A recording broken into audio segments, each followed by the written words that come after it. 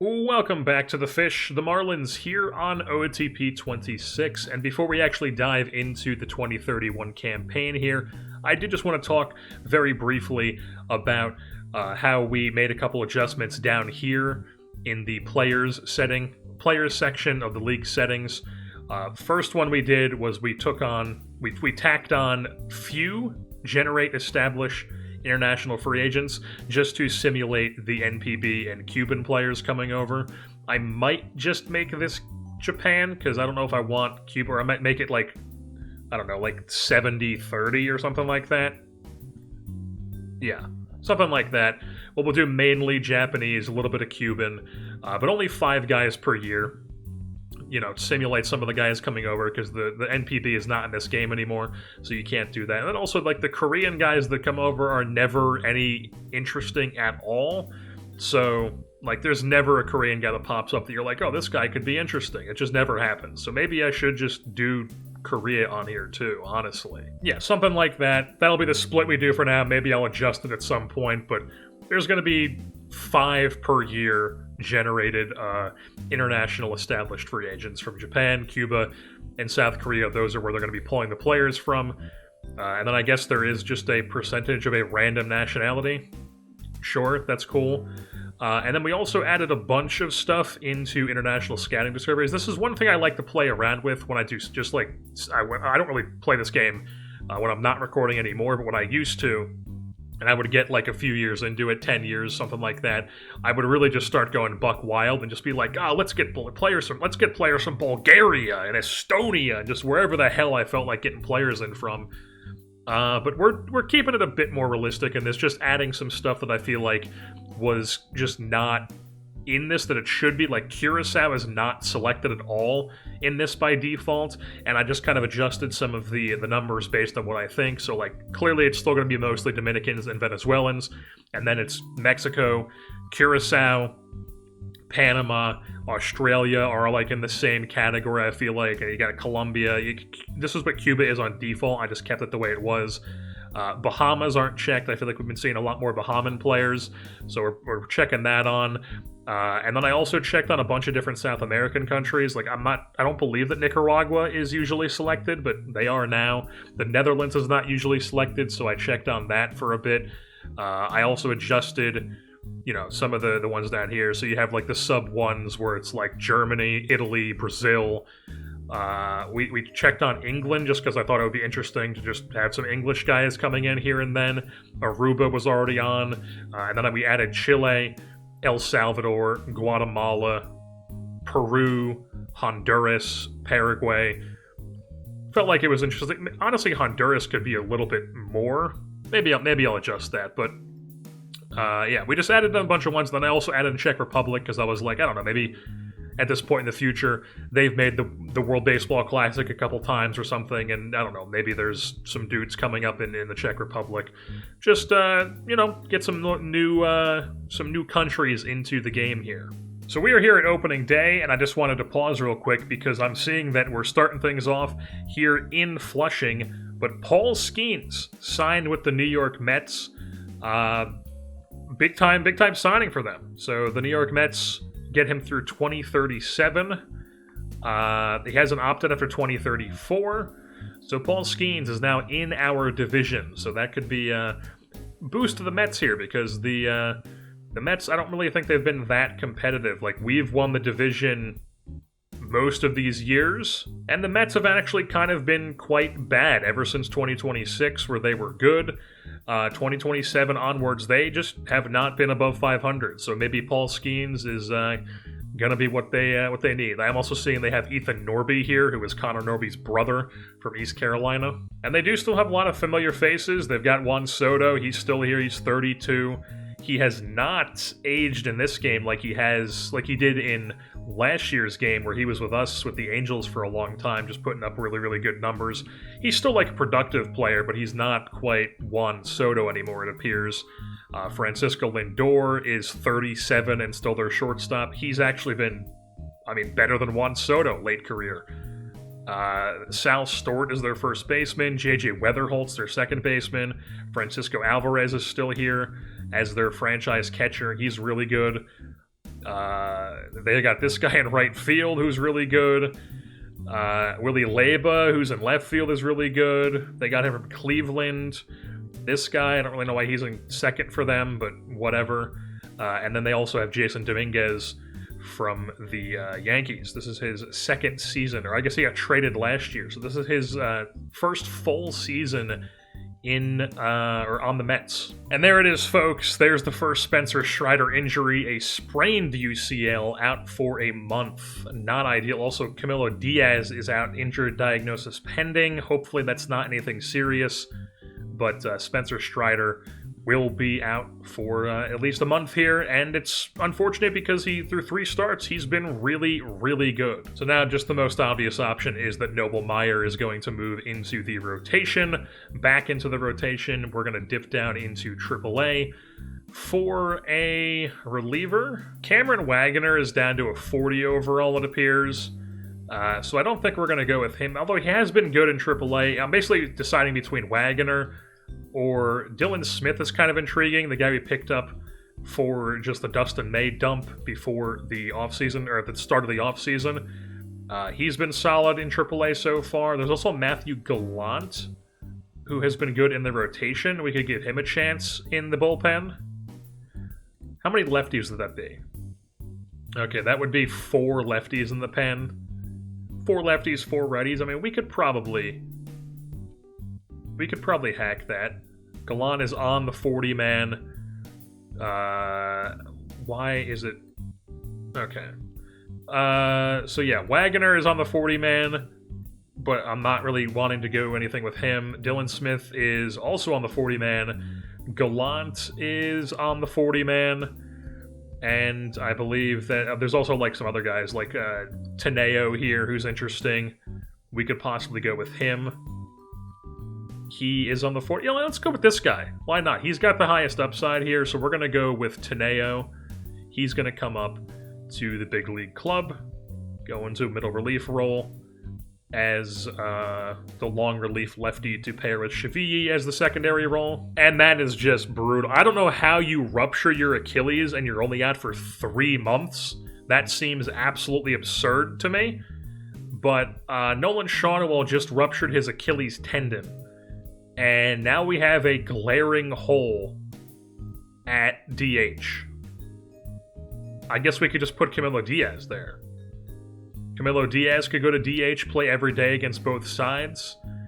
He's been good against both sides this season. Get his bat in the lineup. Yeah, I mean, that's just the most... Or we could go Mikov, who's also been good, but I think I want to keep him as the 4th outfielder, so I think...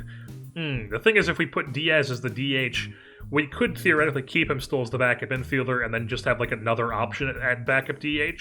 Who would we call from AAA, though, to take Shawnuel's spot on the 26-man roster? Peyton Eels, we'd have to put him back on the 40-man, and he would have no options if we sent him back down. I feel like we need a lefty bat. Yeah, a lefty bat coming off the bench could definitely be useful to us, so I think Peyton Eels is going to be the guy. Quick little check-in here. It is currently May 29th. We're not quite in June, but we're sitting 31-24. We're in first place. The Mets are behind us. We got a 3-game lead on them.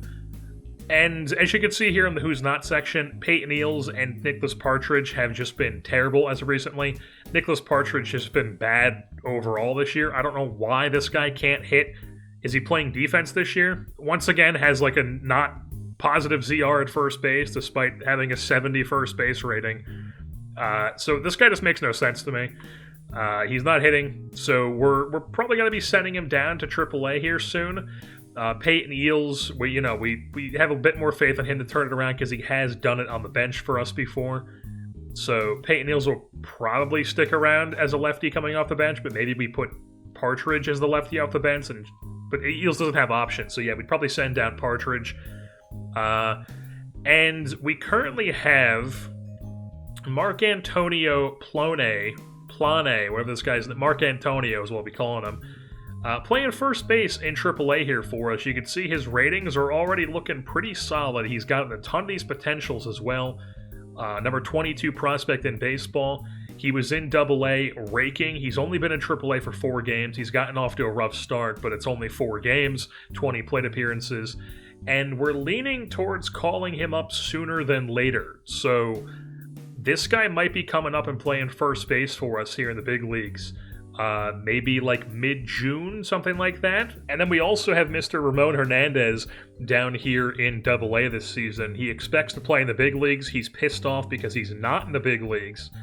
And I don't want to put him in Triple-A just to get roughed up by the Triple-A run environment. So I'm kind of tempted to just kind of like put him on the big league team for somebody. Really, the worst player we have, though, right now is Ryan Walker. We've had some really struggling starting performances. Like, Ryan Weathers has not been good this season for us, which is just so incredibly out of character for him. Hurston Waldrop not doing well in the first year of his extension, which is also not ideal. Johnny Brito has been good for us, so that's helped. Same with Noble Meyer. Now that he's back in the rotation, he's been really good for us. Peyton Martin's kind of he's stabilized a bit. If you look at his ratings, he had a really bad April, but he's had a solid month of May here, at least when it comes to the ERA. So Peyton Martin, Brito, and Noble Meyer have been our best starters. And I'm kind of tempted to maybe even push Martin to the bullpen and give Ramon Hernandez some run in the rotation here, and maybe like Ryan Walker's been our worst reliever. I guess he's been a lot better in May, so maybe we don't want to send him down because on paper he is one of our best relievers. He's very good. Maybe Grijalva just gets sent down. We called him up. He's only gotten one game. He was really good in AAA in the rotation, so maybe I don't know. But I am tempted to give Hernandez some run here in the big leagues because he is a player who is Rule 5 eligible this upcoming offseason, so we've got to call him up at some point anyways. Why not give him some run and see what he can do, especially since we've had a struggling rotation this season. And I don't want to drop Waldrop or Weathers out of the rotation because they're our solidified guys, and obviously we trust them to figure it out. And like Martin would be the next obvious one to drop out of the rotation, so I'm thinking we're going to drop Martin to the bullpen and send down Grijalva. I think Grijalva will be back up at some point. He's also somebody who has multiple options, so he will be a guy we look to long term here. But for now, we're just gonna go ahead and we have to make room. Wagoner, we can just he only has one option. He's kind of been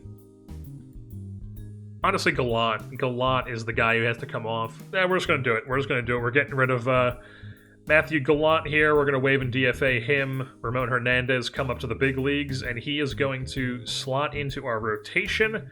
Peyton Martin's going to go into our bullpen as a middle relief, maybe even like a stopper secondary. Yeah, why not? Stopper secondary. Bang. That's what we're going to roll with here. And let's see how Ramon Hernandez does when he gets his first start. All right, folks, here we are at Lone Depot Park. Gonna just quickly get through this. Ramon Hernandez wearing number 2. Don't love that as a pitcher, but whatever. And it's always gonna auto update it, so we'll just leave it at 2. And just a quick little look at the lineups here. Wilfredo Lara is actually needing a rest, so we have him getting rested. And we have Palma catching today and Ramirez DHing. Meekoff's playing because it's against the right-handed pitcher. It was against McKay, and they've changed it up on us, folks. They're going right-hander to start. Is it an opener situation? Because that was McKay like 3 seconds ago. But whatever. Let's just see what Hernandez can do for us. Clean first inning. How about that? Let's just half the boom, 2 spot. Love to see it. Gives up a solo shot. Now it's a man on second base. 2-2 to Amparo here of the Pirates as he hits one through the middle. And that's going to score a run. And now the Pirates have tied the game at 2. Don't love that. Perhaps pitch to contact. And that one's clubbed the deep right center field. Off the wall in center field. And that's going to be a run-scoring triple. It's now a 3-2 Pirates lead. Oh, wow, Jack Brannigan. Okay, Jack Brannigan is a player for them. Very cool. Notre Dame, shout out. Yeah, so, I mean, I don't know. We're not, like, trying to go super in-depth on this, but that's going to be tattooed. Not what you want. 2-run shot Drake Baldwin. It's 5-2. And Ramon Hernandez's Major League debut is not going well. Offense puts on one more. Clean inning there. Clean inning there. Offense does nothing. Gives up a solo shot. Gets out of it from there. Offense does nothing. Clean inning. Offense does nothing. He's at 100 pitches. He's coming out of the game. All right, so the team blows it in extras. We were just interested in seeing Ramon Hernandez's debut, which did not go well. He did go 6, gave up 5 hits, but he gave up 6 runs, walked 3 guys, did strike out 6. So, you know, the long-term outlook on him at starting pitcher, probably not the greatest. But I was just curious what he could possibly do, because he's got that 75 potential, so, like, why not see if he could live up to it? Man, then Ryan Weathers just getting rocked around again. We're still winning games here as we just swept the New York Yankees. But the third game of it, we win 17-8 because Ryan Weathers gives up 7 runs in 3 1/3. But the offense just completely explodes. Partridge had 2 doubles even. Lee doubled. Laura tripled. Meekhoff had a home run. Partridge had a home run. Dylan Head had a home run. And the boys just scored a ton of runs and destroyed the pitching. Well, they got Tyler Glasnow, 37 years old. They got Dick Fitz back in the Bronx as well. Kyle Wright, is that? Yep, that's Kyle Wright. A bunch of veterans on this staff, but they get swept. And Ryan Weathers continues to have a weird year. Okay, Ramon Hernandez, folks. His second career start, much, much better than his first one. I think it's his second. No, it was his third. It was his third career start. So he has that horrible game against Pittsburgh, and then he gets a bit better against Cincinnati. Goes 6 1/3, 3 hits, 3 runs, 7 Ks, gets the W, and then he just has a game against the Yankees, 5 2/3, 3 hits, only 1 run, 2 walks, 10 Ks.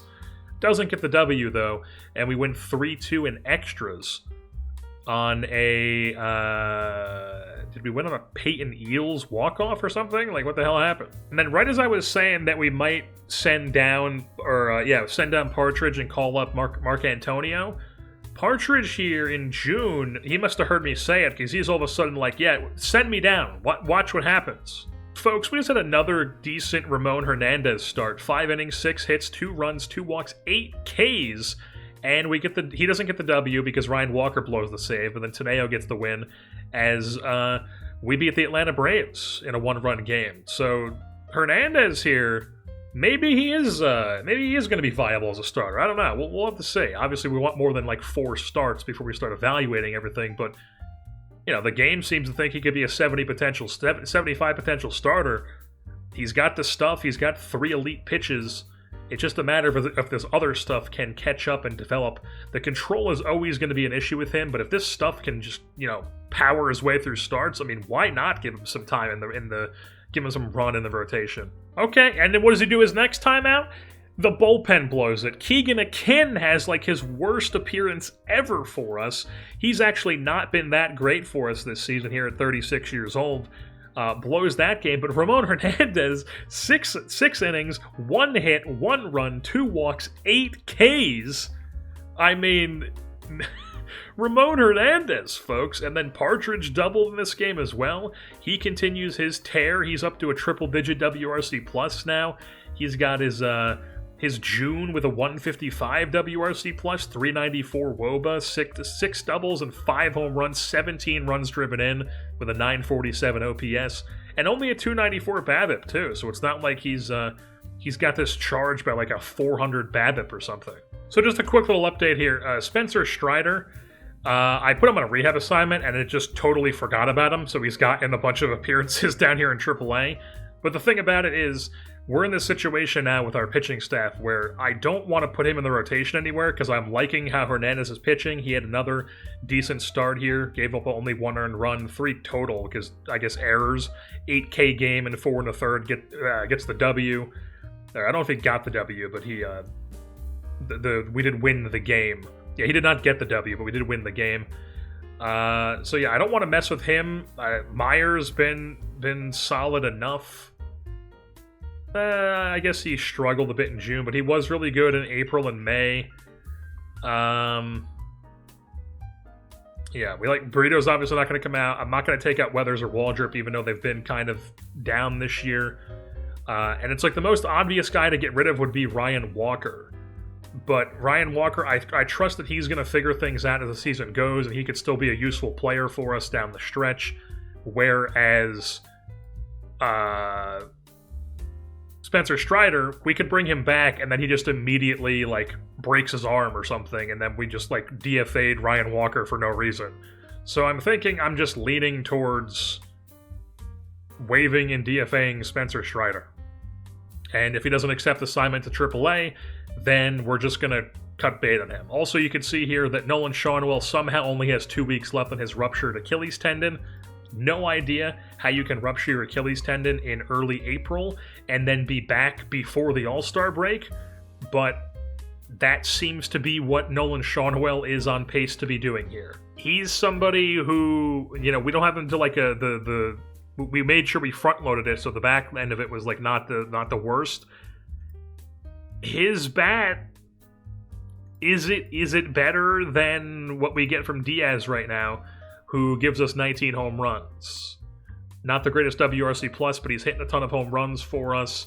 Partridge, as we know, has been better as of late, although now that in July he's going back down to earth. Looks like June went down a bit as well. This was like 150, so probably like late June and July he's starting to struggle again. We could do something where like Schanuel comes back, we send down Partridge, we DFA Eels, and we call up Mark Antonio, and we keep Diaz at first base, and Schanuel DHs, and I don't know. The thing about Mark Antonio, though, if we look at it, he would be perfect to platoon with Partridge because he's really good against lefties already, but he has some developing to do against righties. So I don't know. We're in a bit of a tough situation there once Schanuel comes back, but we'll deal with that when the time comes. Wow, so people are claiming Spencer Strider. I guess maybe I should have been like shopping him. I didn't think he would have value, but I guess he does have value. So Spencer Strider getting claimed by Pittsburgh, San Francisco, and Arizona. So he is just not going to be on our team in a couple days here. Also, Troy Amishai, the guy we took in the first round in 2029, he is just up in AA now, doing damn well. He was in AAA, was not doing hot, so we sent him back down to AA, and he's tearing the cover off the ball down in AA here, looking like he could be a dude for us. But the thing is, we're starting to run out of spots here. We got Amichai, who can play first base and also really good in the corners. We've got Mark Antonio, who can play first base and a really good like left field.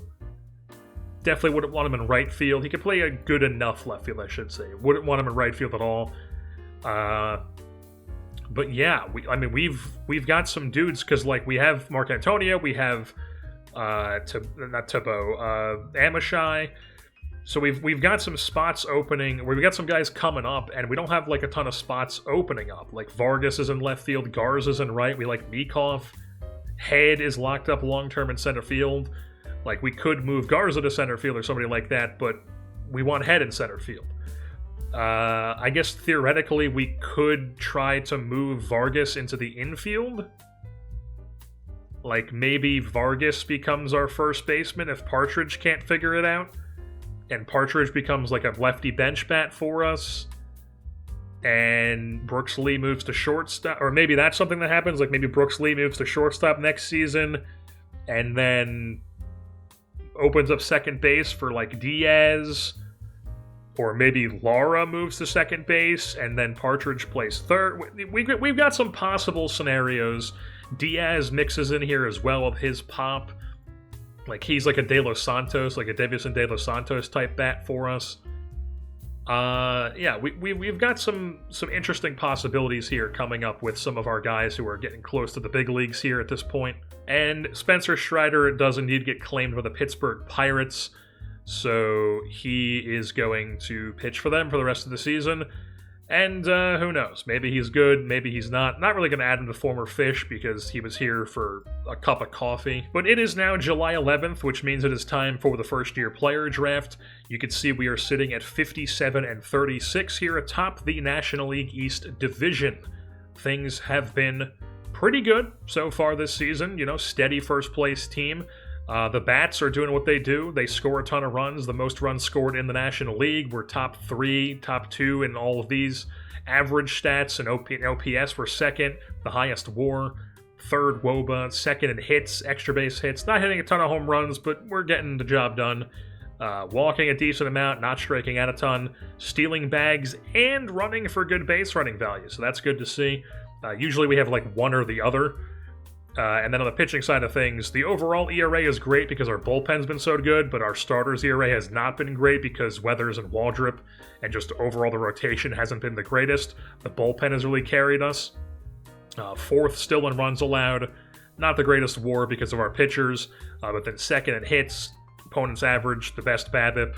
Sixth in home runs allowed, second in base on balls. The strikeouts, we don't have a ton of those usually, so that continues to be the case. And then we're also playing extremely good defense, which is a return to form from last year. We were kind of having a down defensive season. So it's weird that we're having a return to form for defense here, and then our pitching staff, or our rotation is just not figuring it out. Like Waldrop here, as we get into the some of the nitty gritty here with some of our players, Waldrop is just not been fantastic. His K rates dropped, his walk rates dropped, but he's giving up more home runs this year. His BABIP is about the same. His FIP actually is looking pretty decent as of now, but the ERA not so hot. Yeah. Don't really know what to say. He's been fine. He's been not ace level, but he's been fine. Weathers has been the real one that's been just like totally struggling for us this season. Just overall, 84 ERA plus, 118 FIP minus, not the greatest there. 5 ERA, 5 FIP. And you look at his splits here, it looked like maybe in May he was going to turn things around, and then he stunk in June. And then maybe in July he got a bit lucky with the ERA, and or so far in July, but who knows. He's giving up a ton of home runs. That's been a huge thing with him. His home run rate has jumped a ton. His walk rate's down. His K rate's way down. So, not looking like we're going to be bringing back Ryan Weathers for another contract after this one. Johnny Brito, he has been really good. He's been our best starting pitcher. 132 ERA plus, 92 FIP minus, 327 ERA, 398 FIP. Solid. 19 starts from him. Solid. Ramon Hernandez. Or first Noblemeyer. Noblemeyer has been steady. We look at his splits. Jesus Christ, can I click on the right thing? We look at his splits here. He was solid in the bull. He's really good in the bullpen, and then he's come in the rotation, and he's just been like kind of whatever, just got like a steady arm in the rotation. Nobody's really solidified themselves as like a true dude for us, which is kind of a problem if we head to the playoffs. But we will address that as that time comes.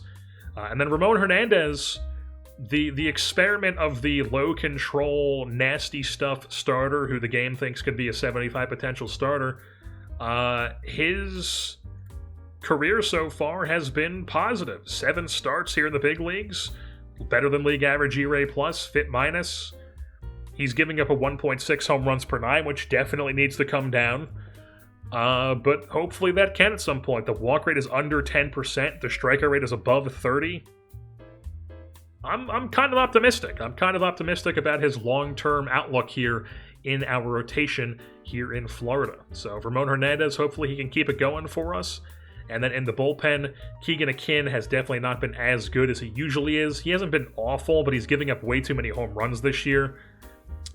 Mike Carrier has been fantastic for us in the bullpen. Shavigi's been solid. TJ Griffin's been fantastic. Peyton Martin, these numbers are a bit inflated because he has 11 starts. But if you look at his splits here, as a starter, he was whatever. As a reliever, he has been phenomenal. He is shutting the goddamn door for us We have him as a stopper right now with a double barrel stopper action with Akin and Peyton Martin. And with Akin, and with how Akin's been playing, maybe we drop Akin. But I also trust Akin because he has the tenure here that he can figure things out. We trust him to drop his home run rate because we need that to drop. It's never been anywhere near this. It needs to come down. And it's weird that he's doing this with a really small BABIP too. So very odd. As far as the rest of the bullpen, Eric Silva's been solid. Teneo here, who we called up as a lefty, he's been really good for us. And then Ryan Walker is the other veteran for us who just has not been great. Below league average on ERA and on FIP, giving up way too many home runs. The walk rate is actually way better this year, so is the strikeout rate. But the home runs allowed are just so incredibly bad. I don't know what the hell's going on with him, but he's giving up just way too many home runs. He's had multiple months with 4 home runs per 9. So, I'm hoping he can figure things out, but, if we get into, August and he's still pitching like this, he might be, DFA candidate. And maybe we pick up a guy at the bullpen. We'll definitely be looking to pick up a couple arms at the bullpen, or a couple arms at the deadline, I should say. But Walker, he keeps pitching like this. He's not going to be on our postseason roster, I'll tell you that much. And then taking a look at the bats here, sorting by WAR, bunch of really good hitters on this team. Brooks Lee, 3 WAR season already, 121 WRC plus, 36 doubles, and we're not even at the All-Star break yet. Just fantastic. And he's got a 4.9 ZR at second base and a positive ZR in his 14 spot starts or 14 spot appearances at shortstop. So maybe him playing shortstop is viable next season. We'll have to see. Wilfredo Lara has been steady once again, a 3 WAR if you round up, 128 WRC plus, 25 doubles, 12 home runs, 12 swipe bags as well.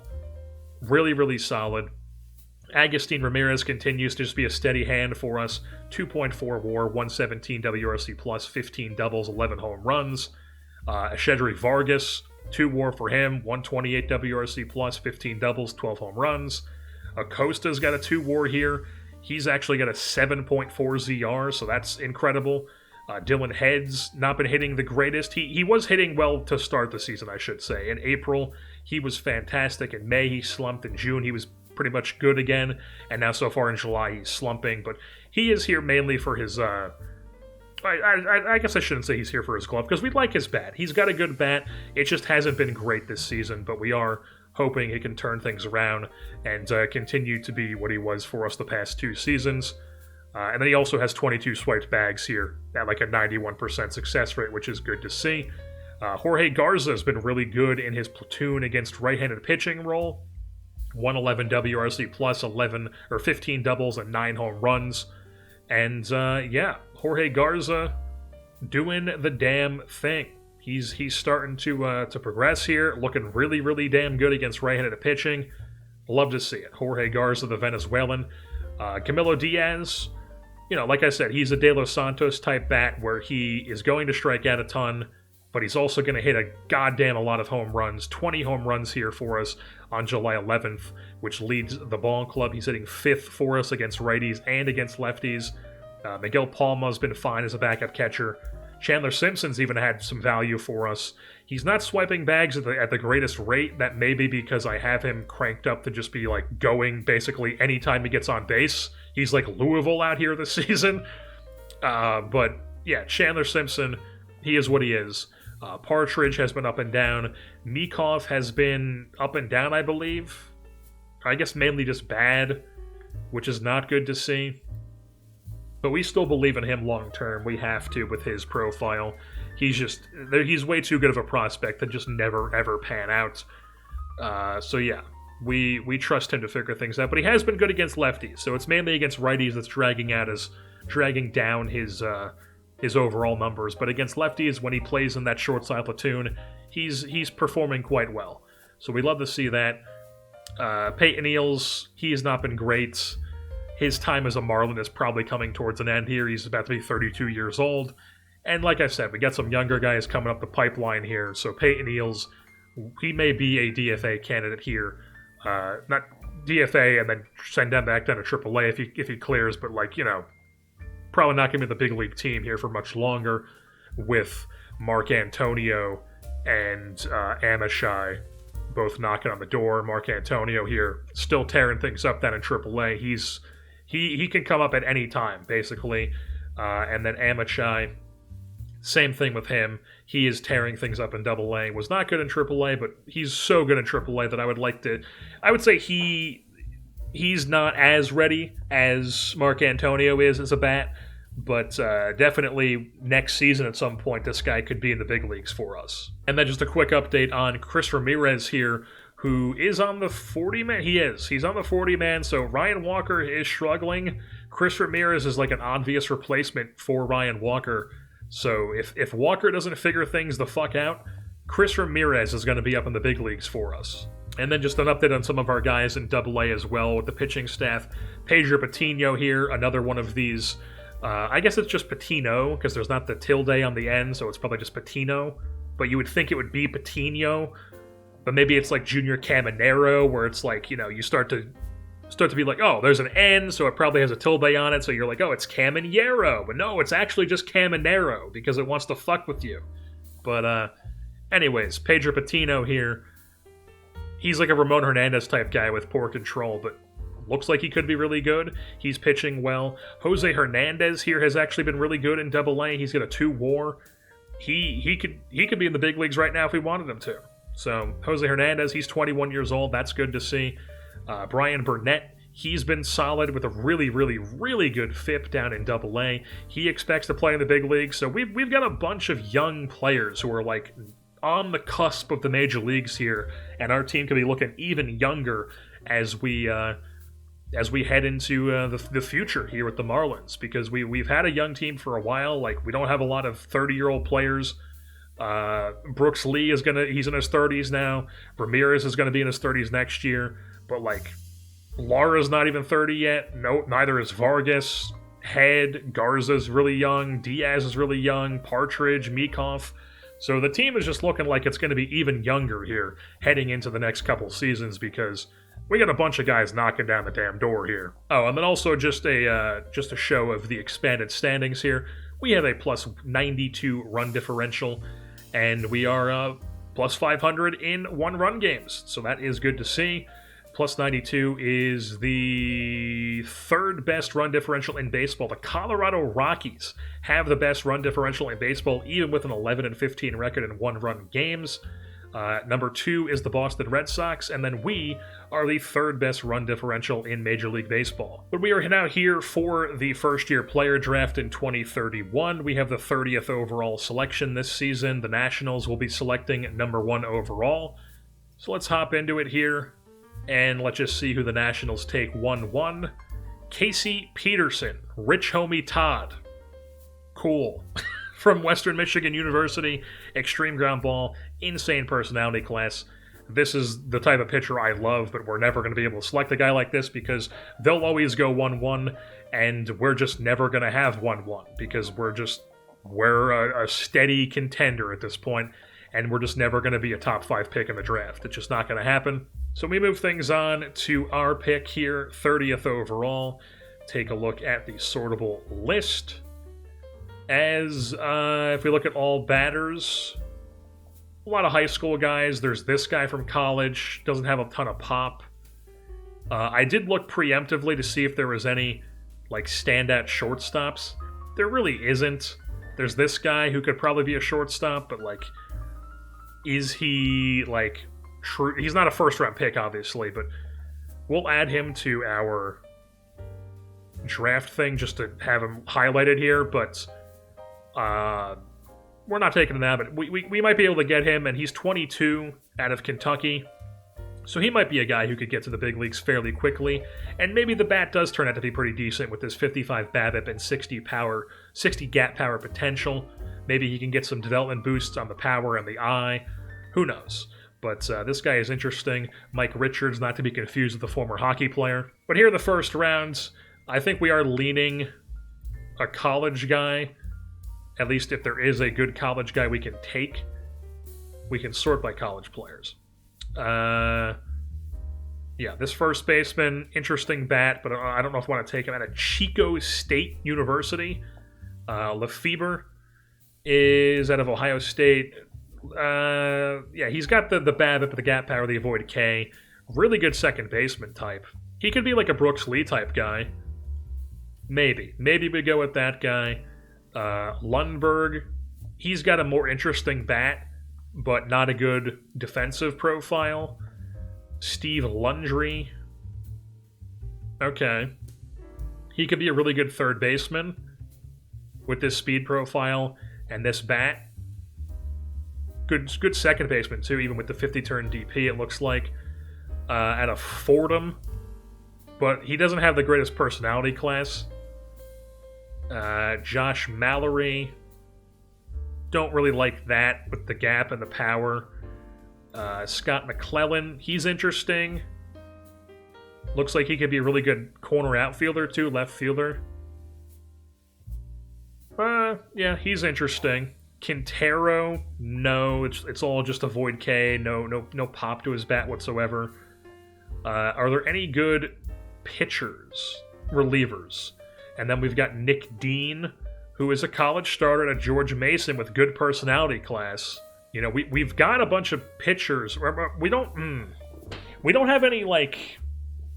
I guess I shouldn't say we don't have any, like, good control guys, because we have Hernandez and Patino, but we've got, like, Burnett, who's the other, the Panamanian guy.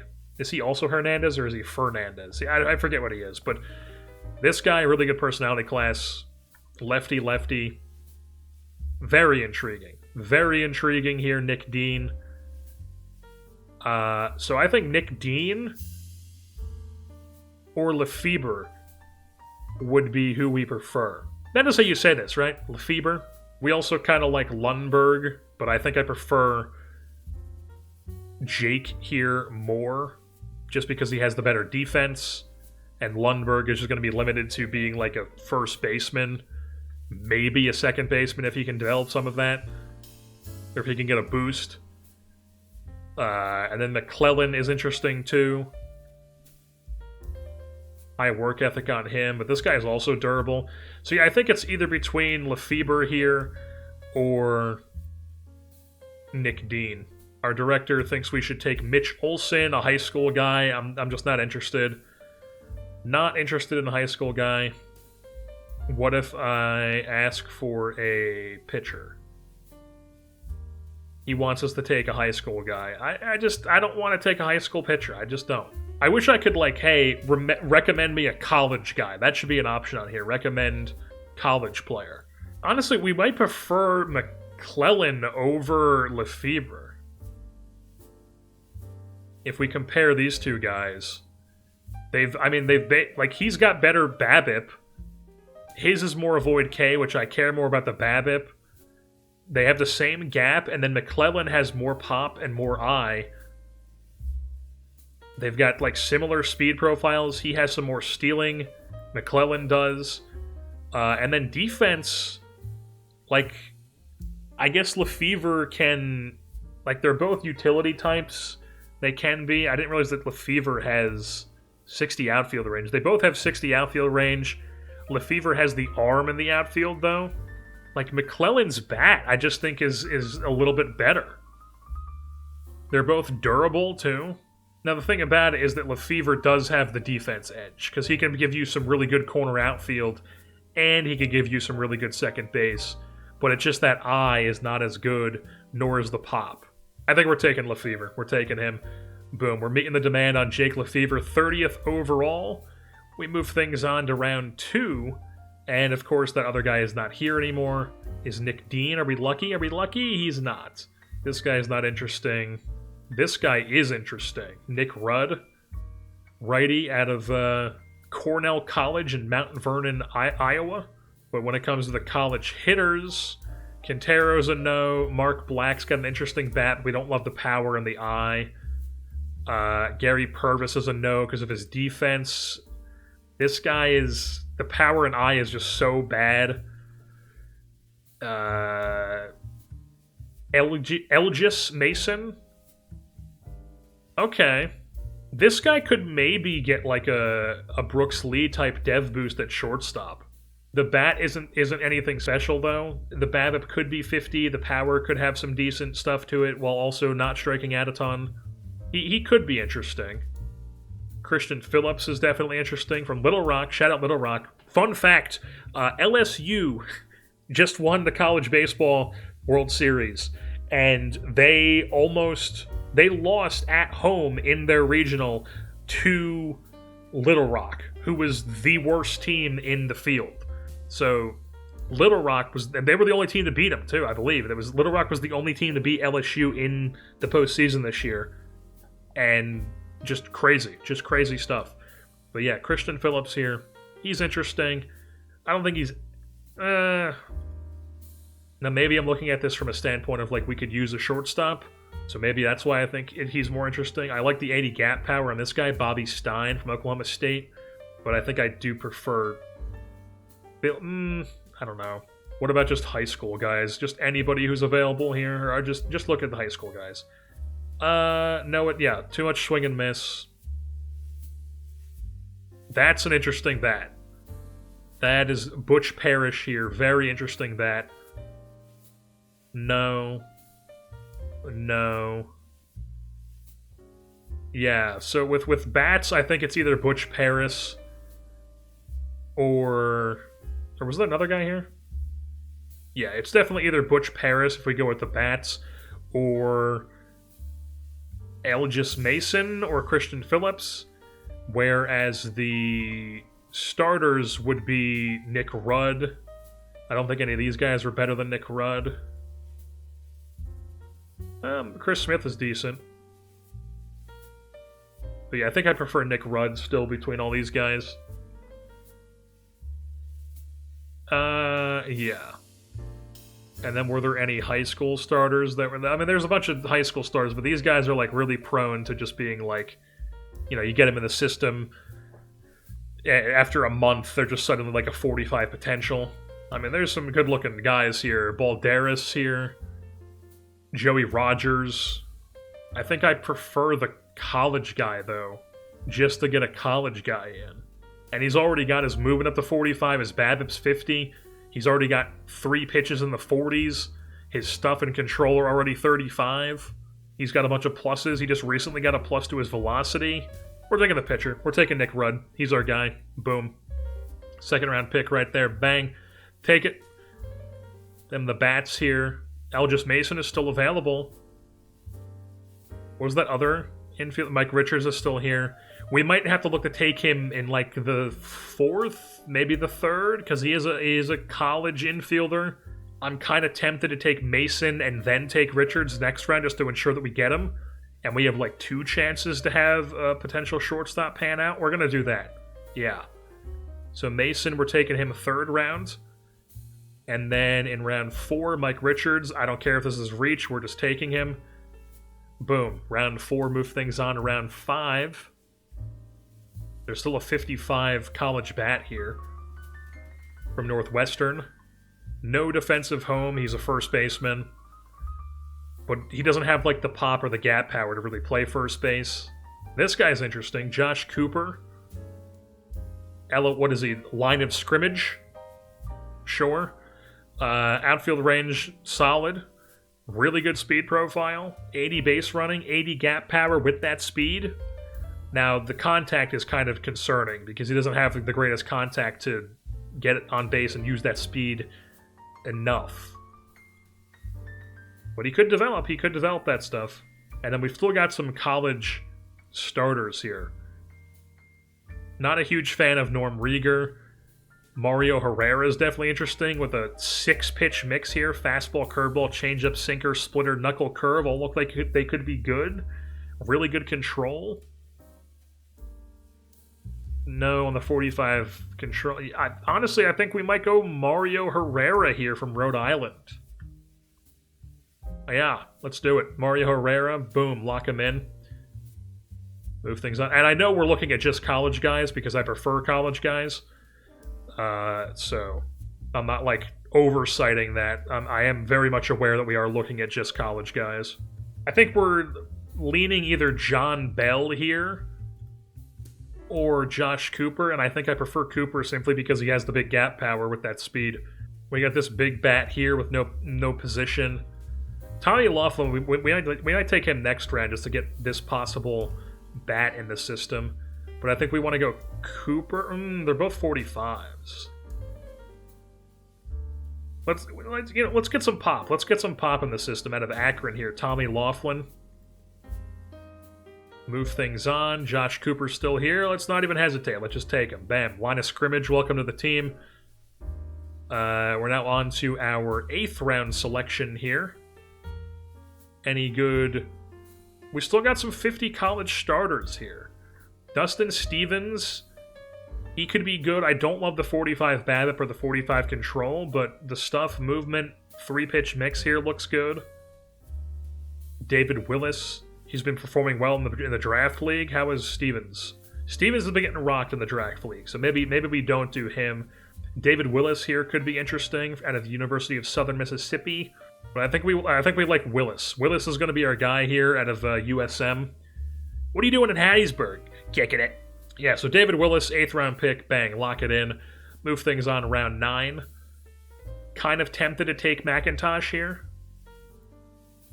Kind of tempted. This Bill Temple guy is interesting too. Any college bats that stand out to me of this 45 crop? Kevin Smith, interesting catcher. Durable. We could always use a guy to catch our prospects. Fuck it. Let's get the catcher. Good personality class. 60 framing, 65 blocking. Could possibly be an interesting bat. Kevin Smith, welcome to the organization out of Missouri State. That's Missouri Valley, isn't it? Missouri Valley Conference. Move things on round 10. They're a scrappy baseball conference. Is McIntosh? He is. McIntosh is still here. We're taking him. Bang. Out of the University of the Pacific.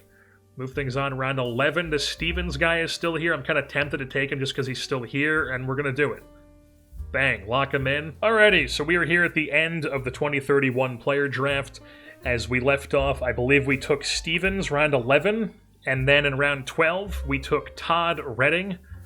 Here, a college reliever from Hawaii, went to Cal Poly.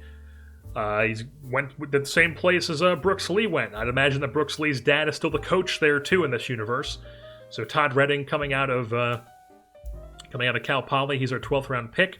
Interesting reliever. Round 13, we took a high school starter out of a Oklahoma high school. Really good changeup, elite changeup potential. Thought he was interesting to take here. Round 14, we took a high school reliever out of New Jersey, Gloucester Catholic, which I believe is where Johnny Gaudreau went. Shout out, rest in peace, Johnny Gaudreau. Greg Mursky, control 80. Good stuff. Hopefully he can develop. Round 15, we took Chris Norp, 60 power, interesting bat, first base type bat from a Pennsylvania high school. Hopefully he can develop. Round 16, we took another high schooler with some serious pop potential, 70 power potential, durable, 60 outfield range, decent BABIP, huge swing and miss. You know, he's a land of extremes type player. And then round 17, we took Sean Murray, another big power bat. Not a catcher, but, you know, possibly first baseman type. Seriously good power. Felt like I was taking a shot on him.